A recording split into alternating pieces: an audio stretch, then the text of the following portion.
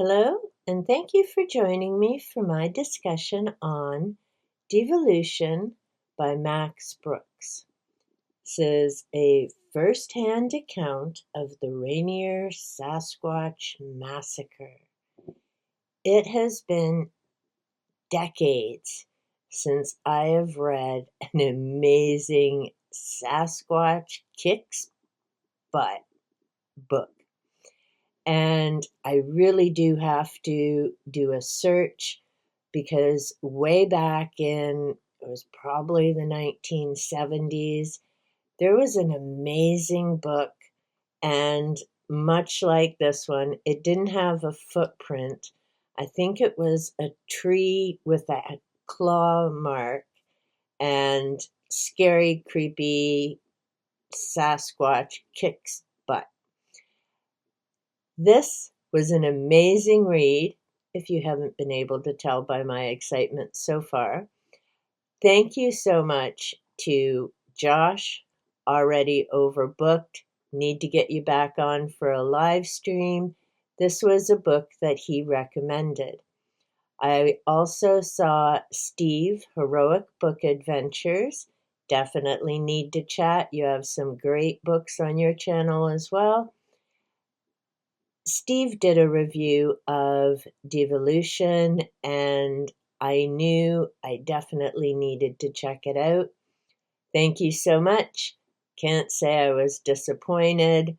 Best read in a long, long time. What I also appreciated is this map in the front of the book. I always enjoy when authors include that because even with the descriptions and everything else as we're going through, sometimes it's easy to forget where things are. The map in this case is showing us north, and that's where Mount Rainier is, which will be significant to the story. This little area is the small community of humans. They each have their own homes. There's a common house where they do potlucks and such. So it's really helpful to know who had which house as the story progresses and events unfold. Now, right from the get-go, things, as they say, kick off, and they continue right until the end of the story. We learn about the events through Kate Holland's journal entries, a document that was found after the events had unfolded. There's green loops, the small community, and the map that I had shown you. These were all urban folks who were now in this isolated community but connected with fiber optics. Now and again would travel into the cities to do business, but basically wanted to live this other lifestyle. And let's just say that in itself should be a clue that things are not going to go well. So Kate, for whatever reason, moves up with her husband, who she's having issues with, to this isolated community. I don't know. Doesn't make sense to me, but apparently going to some isolated location with strangers when you've already got tension in the home makes sense. Our other characters each have various things they're dealing with themselves. Tony Durant was the creator of this community, figured he had everything taken care of. They were connected in with the communities. They had deliveries for their groceries via drones. His wife, Yvette, does a YouTube channel with meditation and connections to nature. And yep, they pretty much dealt with a crisis as well as I had expected. The crisis, of course, was the explosion of Mount Rainier.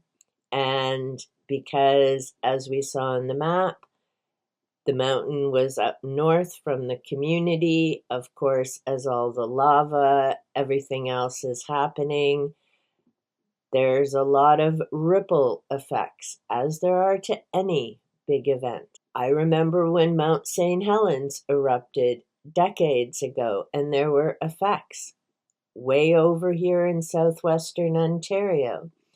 So, yes, there's no surprise that once the volcano erupts, there are various ripple effects, including these people suddenly realize they're no longer connected to civilization. They have no way to drive out. They all have their own cars, of course, but there's no road that they can now access to get out of there. So it turns out Tony didn't have everything figured out because it didn't occur to him that there might be this type of situation. So no backup phones, no drones coming to deliver any more food, and all kinds of different things happening. Like I said, it kicks off in entry, I think it's number 2, when the volcano explodes, and just goes right on from there. They try and figure out how to survive. They're noticing all the animals going by, and then they notice there's something bigger that isn't moving along, and turns out there's more than one. So, contrary to Yvette's Uma name for the Sasquatch, turns out Uma is not all that impressed with human beings.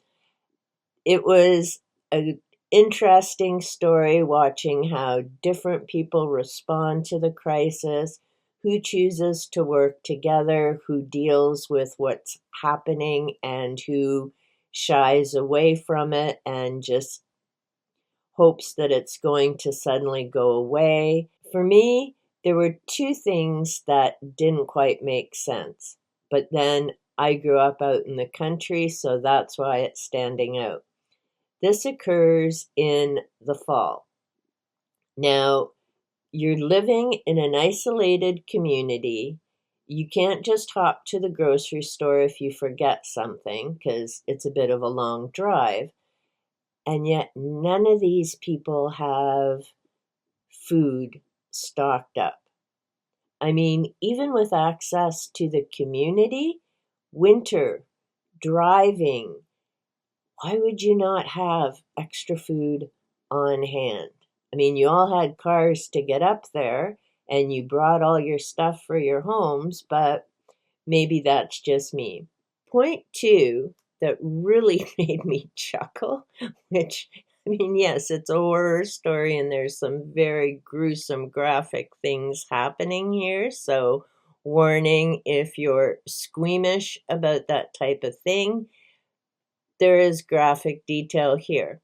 But we have this teeny community. We've only got 1, 2, 3, 4, 5, 6 homes. But they all have security alarms. I'm sorry, but who's coming to break in? That's an urban thinking. You're way up away from anyone else. Why do you have security alarms on your homes? To me, that does not say community bonding. I definitely recommend Devolution. So glad I read it. As you can see, there's sticky tabs of things that stood out for me as I was reading it, but I need to get it back to the library. If you're not squeamish about graphic detail in your horror stories, you enjoy a book that starts action right from the beginning and goes on through to the end, then I definitely recommend the read. Like I said, it has been decades since I have read a decent horror monster story, and this was definitely it. I've never read any other works by Max Brooks, so I'll be checking him out. I'm not giving any spoilers, but the ending is certainly open-ended and could lend itself to a second book. Personally, I like wrapped up endings. I don't like those cliffhangers, and I prefer how did it turn out? How did this next step happen in the story? Let me know also in the comments down below, have you read Devolution or any of Max Brooks' other works? Is there another book of his that you would recommend? And until next time, remember, don't head out into an isolated community if you're not prepared, you don't have extra rations, and be safe, be well, and take good care.